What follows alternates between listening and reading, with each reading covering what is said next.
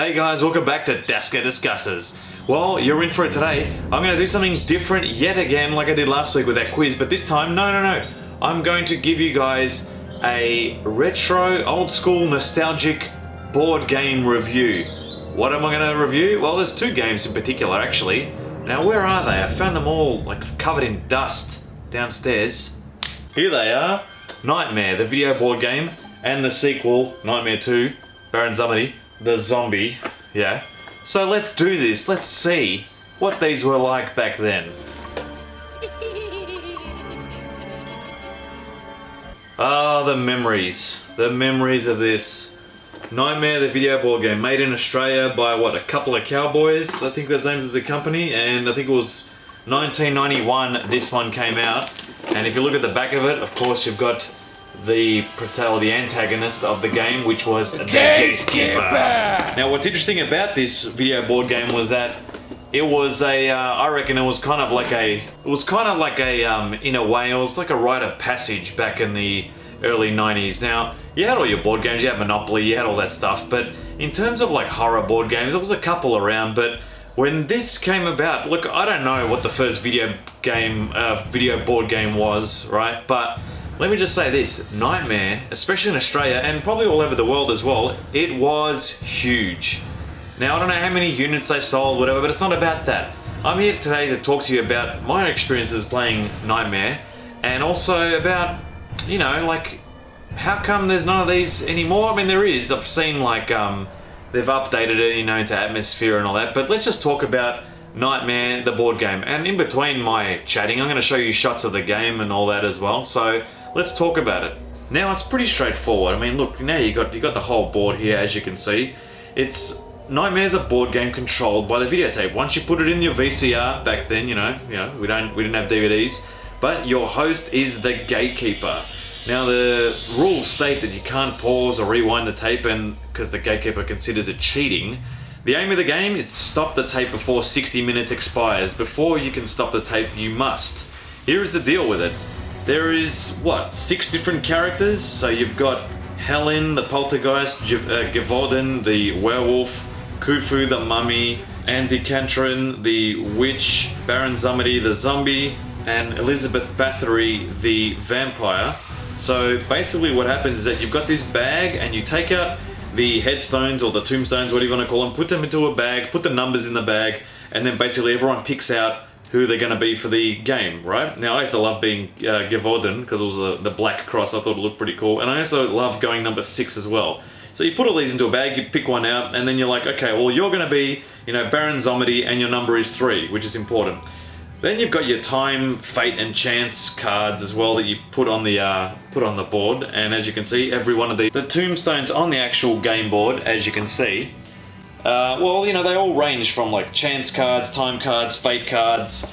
You know, what else you got? Take a key if you are 1. If you land on this, then you release everyone from the black hole, etc. So you basically make your way around this board, picking up keys when possible. But the little kicker is that as the tape is ticking over the 60 minutes, every now and then the gatekeeper rocks up and he's like, hey, you! The one whose turn it is next, answer me! Hey, what's going on? Whose turn is it? Answer me. And what was very ingenious about this was that you had to answer him, because if you didn't, it's pretty much said from the start that if you don't answer him on time, then you're banished to the black hole. Now, when you're a kid, everyone's like, I'm not going to answer this idiot, you know, whatever. No. But he keeps asking, did you answer in time? And obviously with your friends, if you didn't, then you get the rough end of the stick and you go to the black hole. So, very interesting how they did that. Very good game making, I must say, because they made you talk to the TV, which is absurd when you think about it, but still a lot of fun. And in that, every now and then, what I found with the Gatekeeper was that he's very memorable. If you ask anyone about Nightmare, the board game, you say, yes, I remember that. Yes, my Gatekeeper was the famous catchphrase. I call your number or your caller. You must answer. Yes, my Gatekeeper! Phrase of the early 90s. But what I found really cool about it was that, even as a kid and even now, is that the progression. So you've got 60 minutes, and as the game goes on, the Gatekeeper's appearances keep changing and changing, more strange and end up being even more creepier, scarier, gross than than previously. So as the game goes on, yes, he does get quite creepy and he yells a lot. He does tend to pick on the eldest and the youngest of the group a lot. I'm not going to spoil that. And you end up picking up keys by doing certain things for the Gatekeeper as well. Now what I found very interesting was that, you know, the keys themselves, you know, they're pretty straightforward. You look on the back of them, they've all got some sort of power that you could do. So, you know, if someone lands on your gravestone, then you can actually say, aha, you know, toss the coin, and that's another way of getting some keys as well. Or you can pick up, you know, a chance card which has got a full key, which I never did, I think, ever. You got fate cards, which are all about, whoever lands on your tombstone, which is not bad, but you know, it's okay, it does a job. What I really liked were the time cards, and I used to really enjoy them because every now and then you get a real pearler, and I'm talking about like ones that would say, at 40 seconds, just scream, and if you scare anyone, take all their time cards. That was genius. Or things like, at 38 minutes when the old fossil is throwing the dice to get his exact age, start throwing out random numbers to put him off. And if you can do that, then you get their fate cards or something like that. I thought they were really cool to have those kind of cards where it just adds a bit more interesting kind of aspects to the game, where it's not just throwing the dice, moving around. It's like, oh, hang on, I get to scream at this point and try and scare someone, or I try to like just stare at someone, and if they ask me, what are you looking at? Then you give them the card and then you get all their time cards. So that was a really cool option to do that. Now, in terms of like, in terms of the gameplay, look, you could say this, once you've played it once or twice, you kind of know what's going to happen, and you understand that, you know what, oh, it's fun, but it kind of does get boring. However, now before the game actually starts, you need to fill out what's called a nightmare card. Now in that, you actually write in your worst nightmare. And these are placed, they're all shuffled, and they're placed in the middle of the board, and then once you get all your 6 keys, you make your way to the top of the board, and you pick the top one out, and if it is your worst nightmare, then you basically start all over again, you lose all your keys. If it's not your worst nightmare, you press stop and you win the game. Now about replayability, as I was saying, you know, you play it once, twice, then you played it non-stop, but I think it depends on the group of friends you play it with, and some of the nightmares that you could write on here are quite memorable. Here we go, I'll just read some of the old ones. Tony Abbott's Budgie Smugglers. If you don't know who Tony Abbott is, then it's a picture for you. Snakes. Okay, I'm not reading that one. Plane crash. Being eaten by tuna. Being stalked. Flying. Okay, now as far as the Gatekeeper goes, you know, the antagonist of the game, I think he's pretty awesome. He's memorable, and it's still memorable, what, nearly 30 years later. Nightmare is an epic game. And again, like I've seen it on YouTube, people have actually uploaded the whole game, but if you've got the board game and you don't have a VCR, then you can actually still play it because people have uploaded, you know, the footage from it. But I wouldn't spoil it and watch it if you haven't got the actual game. You can pick up the game off eBay pretty cheap these days, I think. I don't know, but I have fond memories of playing this as a kid and then playing it with friends later on down the track, and yeah, you kind of like do, you know, you have a bit of a laugh, it's cheesy, etc. But as far as like after you've played it once, twice, 3 times, yes, you do kind of understand where it's going. And to be honest, the Gatekeeper isn't that hard to beat because there's a lot of chances where you can actually pick up keys and win. But overall, Nightmare is a really memorable game, and it's a classic, nostalgic trip down memory lane of the early 90s. And for the Gatekeeper, Nightmare, the video board game, you can't go past, you know, I'm not going to give it a 10 because it does have some faults every now and then, but you got to go with 9 out of 10 for Nightmare, the video board game. I say you, peekaboo! Now for its sequel. Now there were 4 other sequels in it, but I'm going to do the first 2 today for you. The second one was called Baron Samedi The Zombie, Nightmare 2. Now what's interesting about it is that Baron Samedi is actually part of the Nightmare board game. He's the white tombstone there, and these are all actual horror characters through history, and that's what kind of piqued my interest as well as a kid. I'm like, is this guy for real? You know, you go to the library and you see things like Andy Cantron and Gavoden and Khufu the Mummy, and especially Baron Samedi. There's a djinn named after him. Here it is here. Weird. But, and then I remember watching American Horror Story. I think they mentioned a few of these characters too in that. But with Baron Samedi, what was actually different about it was the fact that, one, you had a new host, And 2, you had a new tape, Baron Samedi, there you go, right there. Still got everything in good condition. And of course you have, well, I've got a green screen there, hang on. You do have new time cards and new fate cards. So basically it's the same board game, it's just an extender, it's an add-on, so all you gotta do is just put these new time cards and the fate cards on the board and you're right to go. And obviously the premise of the game is exactly the same. You've got 60 minutes to defeat Baron Samedi.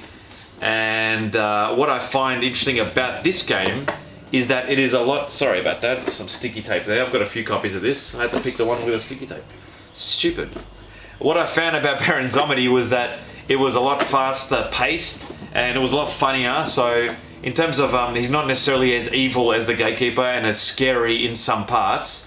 He does get quite creepy near the end in the last 10 minutes when, you know, it's a frantic kind of pace. And that's good about both these games. I think when you play with a big group, when you get to that last 15 minutes and tension starts rising and the Gatekeeper or Baron Samedi start popping up a lot more, there is a lot of suspense and tension, which is fantastic. I found that the Baron Samedi game is a lot faster paced, it's funnier, it's not as scarier, but it's a bit more of a challenge as well. And the host is actually, it's quite funny, and you know, the catchphrase for him is, Whenever old Uncle Baron says, "Thrill me," you'll stand straight up, straight away, and say, "Yo, Baron, I can dig it!" Yo, Baron, I can dig it.